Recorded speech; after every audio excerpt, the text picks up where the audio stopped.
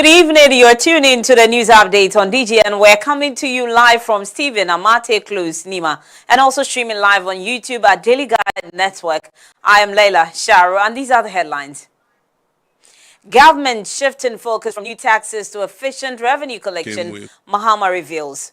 Also to come this evening, minority demands Attorney General's resignation over withdrawal of contingency fund. Meanwhile, minority seeks evidence on source of 350 million Ghana cedis flood relief allocation. NPP fixes September 19 for National Delegates Conference to elect officers. And contractors required to complete a handover project before receiving new ones, according to the Roads Minister.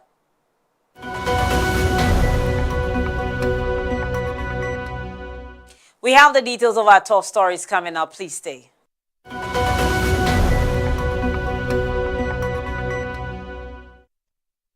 We begin with our first story now, as President John Dramani Mahama has indicated that the government is prioritizing improved tax collection and compliance rather than introducing new taxes as part of effort to boost domestic revenue mobilization. Now, speaking during a courtesy call by the Kwewu Business Advocacy Group at the Jubilee House today, President Mahama said recent tax reforms are aimed at easing the burden on citizens while enhancing the efficiency of revenue collection.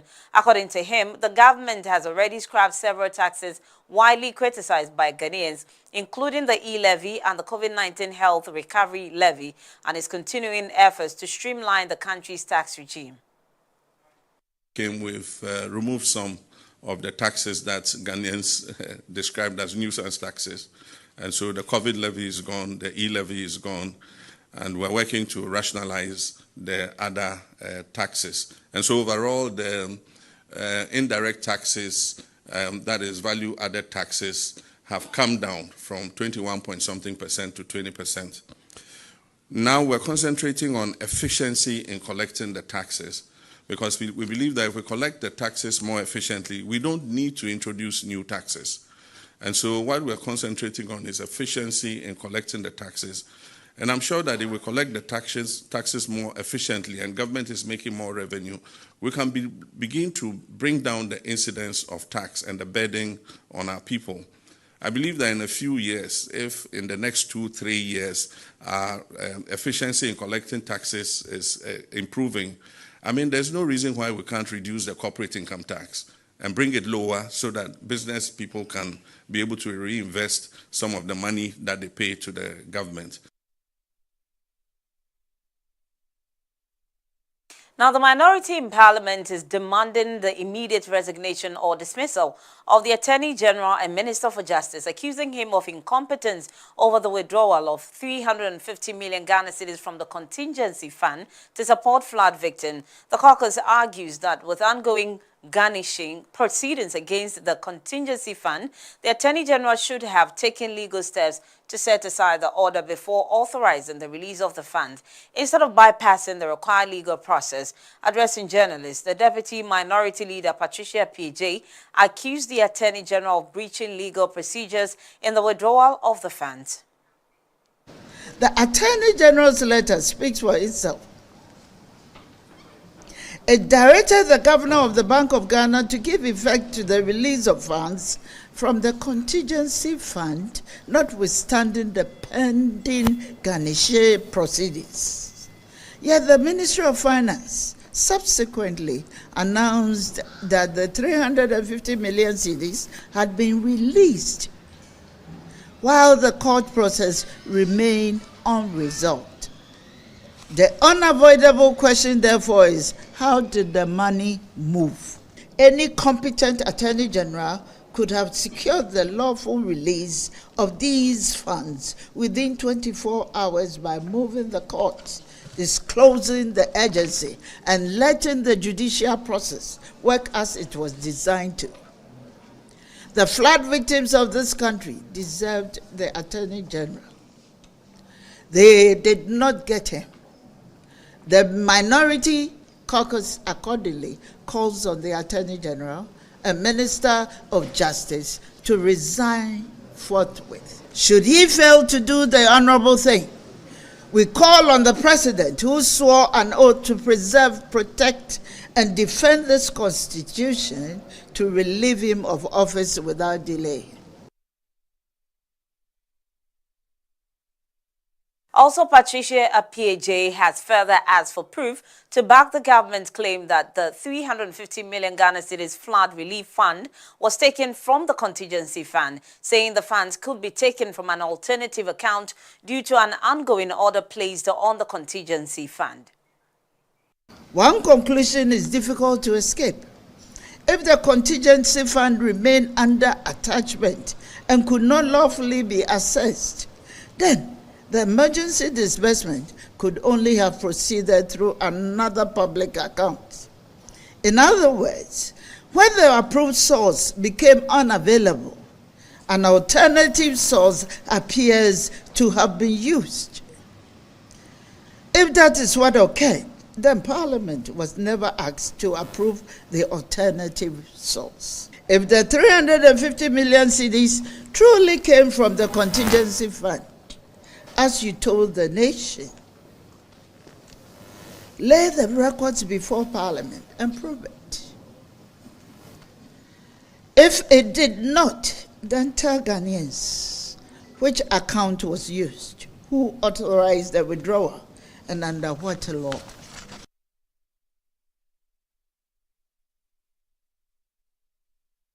Away from that to other stories, the New Patriotic Party has announced Saturday, September 19, 2026, as the date for its National Delegates Conference, where delegates will elect the party's national officers. In a statement, General Secretary Justin Kodia-Frimpong said the date was approved by the National Executive Committee and the National Council in line with the party's constitution. Ahead of the conference, the party has also invited members and stakeholders to submit proposals for amendment to its constitution. All proposals must be submitted to the Office of the General Secretary or via the designated email address by Friday, July 17.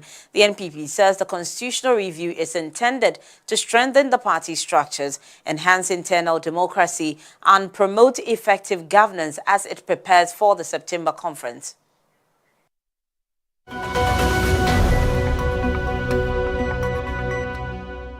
Now, the Minister for Roads and Highways, Gavins Kwame Agbodza, has announced plans to prevent contractors with uncompleted government projects from being awarded new road contracts under the next phase of the government Big Push infrastructure program.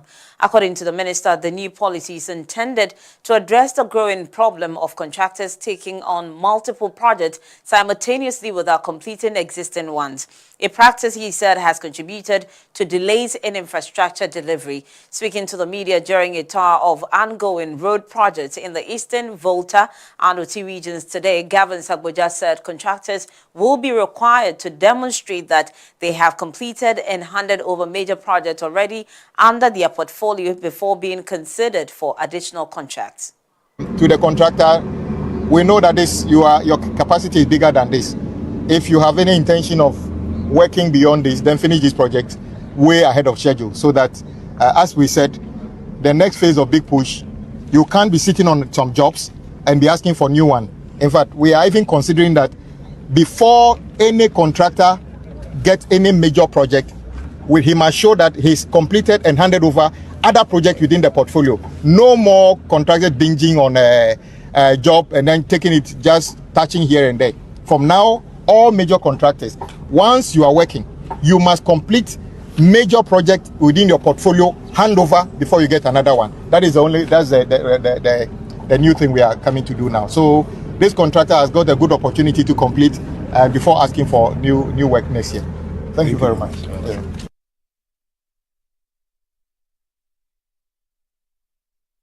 Away from Bruce, let's now do some security-related stories. The Ministry of the Interior has relaxed its earlier decision to suspend all firearm licenses, giving licensed gun owners until December 31, 2026 to comply with new licensing requirements. Speaking before the Assurance Committee on Tuesday, July 7, the Minister for the Interior, Mohammed Muntaka Mubarak, said existing permit holders can continue to legally possess their firearms until the end of the year, after which which they will be required to satisfy stricter conditions before their licenses are renewed. Under the new regime, applicants seeking to renew firearm permit will be required to undergo mandatory firearms training, mental health assessment, and drug screening.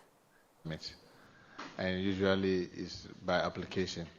In fact, after the flood, we realized that a lot of people were affected. So I even gave the Director General CID instruction that let's send messages to all those. A lot of people were in the process of legitimizing their permits. Those who already have passed and they are having the license, after the flood came and we realized that it's affected about 7 regions, and these are most of our major, regions, we decided that with all the inundation, the challenges that we ourselves are facing currently, we should send messages to those who are having legitimate permits to keep it and come up when it is due, that's in January. Those who are in the process should still get in touch with the CID to complete the process by making sure, then we'll make sure that you go through the new regiment that we have put in place.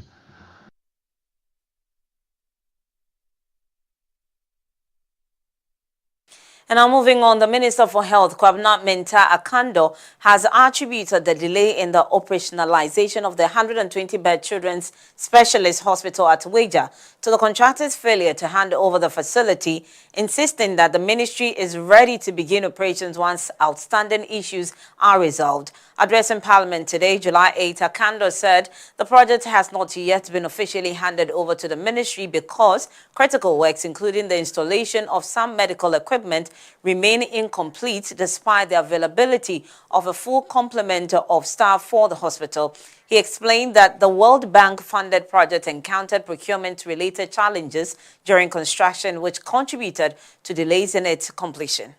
On the 10th of this month, today is on the 8th, so on the 10th of this month, the contractor is not in the country at the moment. We have invited him, and on the 10th was his request that he will be available personally for us to conclude on the matters. So, Mr. Speaker, let me put it on record that it's not as though the facility has been fully completed. There are no issues, and government deliberately do not want to commission.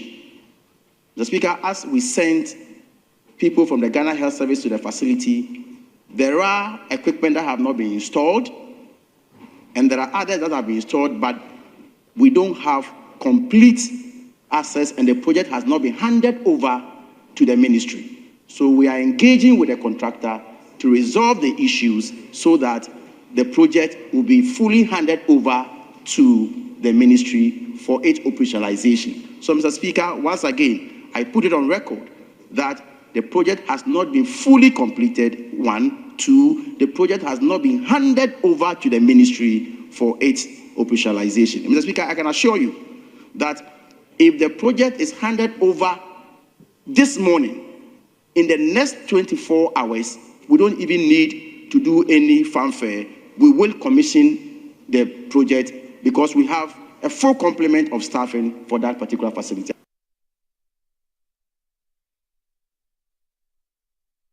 We'll be back with more stories after this break. Stay with us.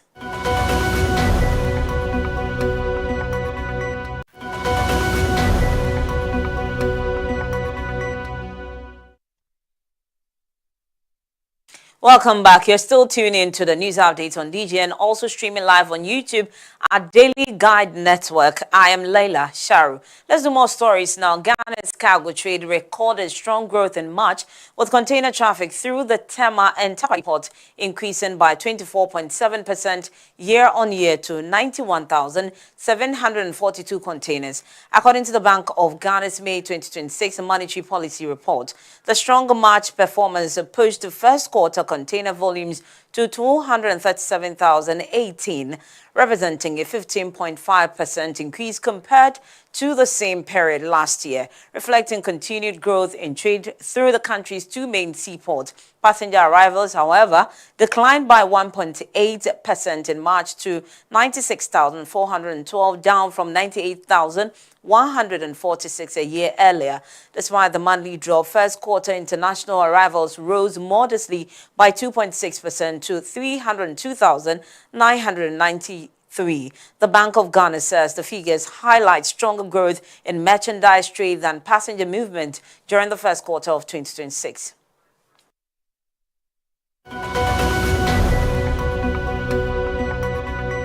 Now, still in business, fraud across Ghana's financial sector rose sharply in 2025, driven largely by a surge in electronic fraud within the payment service provider sector, according to the Bank of Ghana's 2025 fraud report. The report revealed that total reported fraud cases across banks, specialized deposit-taking institutions, and PSPs increased by 48%, rising from 16,733 in 2024 to 24,778 in 2025. Now, the total value at risk also edged up to 101 million from 99 million Ghana cedis recorded the previous year. The central bank attributed the rise in fraud cases almost entirely to the PSP sector, noting that fraud has increasingly migrated to digital payment platforms in line with the rapid growth in electronic transactions and relatively lower levels of digital literacy among some users. Fraud incident reported by PSPs rose by 54% to 24,124 in 2025 from 15,673 in 2024. Now, the value at risk in the sector also nearly doubled, increasing by 95% from 19 million Ghana cedis to 37 million Ghana cedis. Now, the Bank of Ghana said addressing the evolving fraud landscape will require closer collaboration among financial institutions, regulators, law enforcement agencies, and the public. It stressed that as digitalization continues to reshape Ghana's financial sector, strengthening fraud prevention systems, enhancing customer awareness, and also improving regulatory oversight will be essential to safeguarding confidence in the financial system.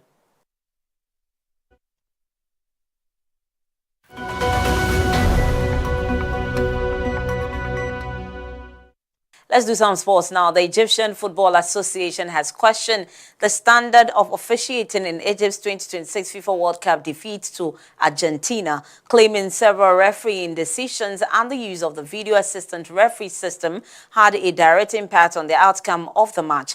In a statement released following the Pharaohs' elimination, the EFA thanked supporters for their unwavering backing throughout the tournament before raising concerns over what it described as controversial decisions during the last 16 encounter.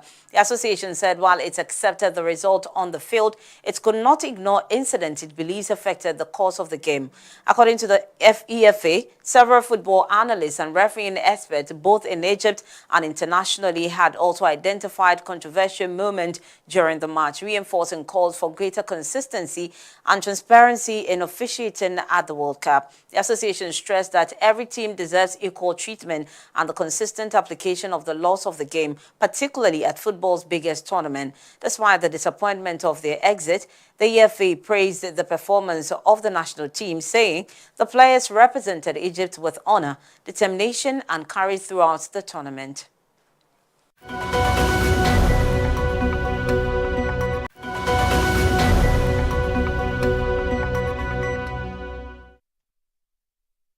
And now still in sports, Croatia head coach Zlatko Dalic has stepped down following the country's exit from the 2026 FIFA World Cup, bringing an end to 9 years in charge of the Vatreni. The 59-year-old leaves after overseeing one of the most successful periods in Croatian football history, having guided the nation to the 2018 World Cup final, third place at the 2022 World Cup, and runners-up in the 2023 UEFA Nations League. His departure comes just days after Croatia's World Cup campaign ended with a 1-0 defeat to Portugal in the round of 32, where Goncalo Ramos scored a dramatic stoppage time winner to eliminate the 2018 finalists. Dalic took charge of Croatia in 2017 and transformed the national team into one of the world's most consistent tournament performers. In a statement announcing his departure, the Croatian Football Federation paid tribute to Dalic's achievement. His departure also signals the likely end of an era for Croatia, with captain Luka Modric, now 40 years, expected to have played his final major international tournament. Croatia will now begin the search for a new head coach as the country prepares for the next World Cup cycle.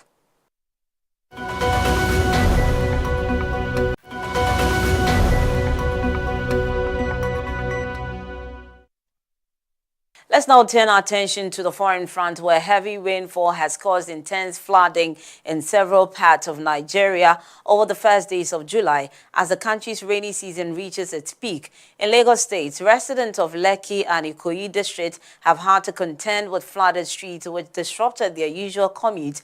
On Monday, the Nigerian Meteorological Agency said July was expected to be one of the wettest months of the year across Nigeria, bringing frequent thunderstorms and rising river levels.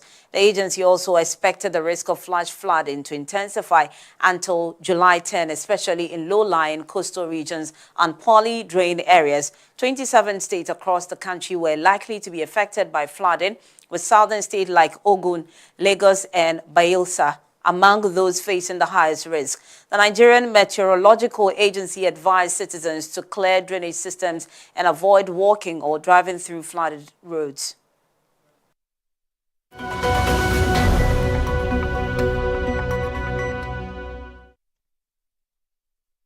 And lastly, Russia's foreign minister Sergei Lavrov arrived in Addis Ababa on Tuesday at the start of an African tour. At a meeting with the head of the African Union, Mahmoud Ali Yusuf, Lavrov stressed the need for greater African participation at the international level. He also said that former colonial powers have continued to profit from Africa's natural resources, commenting on plans to increase military production in Europe.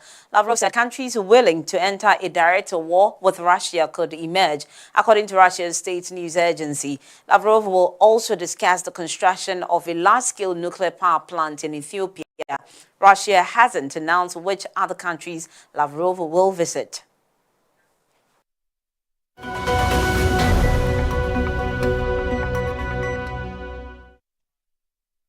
That'll be all for this evening's update. Thank you for staying with us. This update is brought to you by Telecel Ghana and also powered by Press Express. Do follow up on our website at www.dailyguidenetwork.com for more updates. Do that too before you go to bed, and always brush with Pepsodent. I am Laila Sharu. Do have a good evening.